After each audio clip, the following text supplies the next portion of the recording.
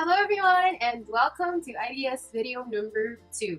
So yesterday in class we had a speaker. Her name is Stephanie C. She's the CEO of Thinking Machines, one of the leading data science companies in the Philippines. And she was also featured in Forbes 30 Under 30 in Asia in 2018 for her works in disruptive technology, most notably for her contribution in reducing traffic congestion in Metro Manila using data collected from Waze. So without further ado, let me give you the top 3 things I learned from Stephanie C. At number 3, learn SQL.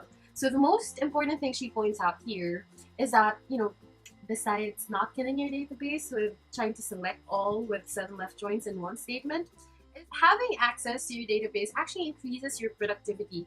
It's basically data on demand, and when you're doing a lot of analyses, you want to have your data. You need to be able to pull out your data when you need it, where you need it, and having access to it and not needing anybody else to pull out your data is so much easier. But we need to be able to do it responsibly. So we need to make sure that we're accessing the database in a read-only restriction, and please don't ever drop tables. Number 2, if you don't have a data engineer, you're the data engineer.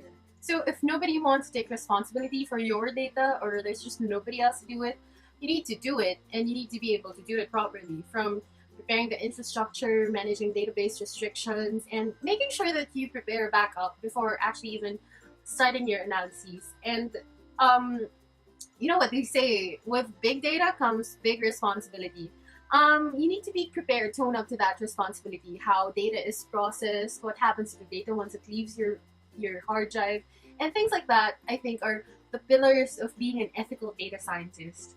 Number 1, the easiest problems that you will encounter are the technical ones. So during the panel Q&A, they all agreed that it's not your algorithm, it's not your models that's going to give you a hard time. It's actually during the start of the problem where you have to figure out how to get your data, if there's data to get at the first place, and at the end of it, how to communicate with the people that you want to get your message across after all of the science. And this is very important at the end of the day, because your models and your visualizations are not just created for your personal consumption. It's meant to be implemented in the real world for real people to make real impacts. And as data scientists, we need to be able to do all of it.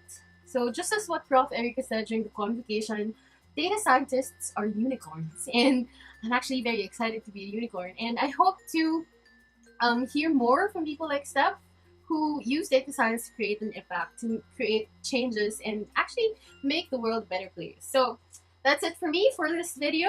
I have 4 more to go. I hope you don't get tired of my face. So see you next time. Bye!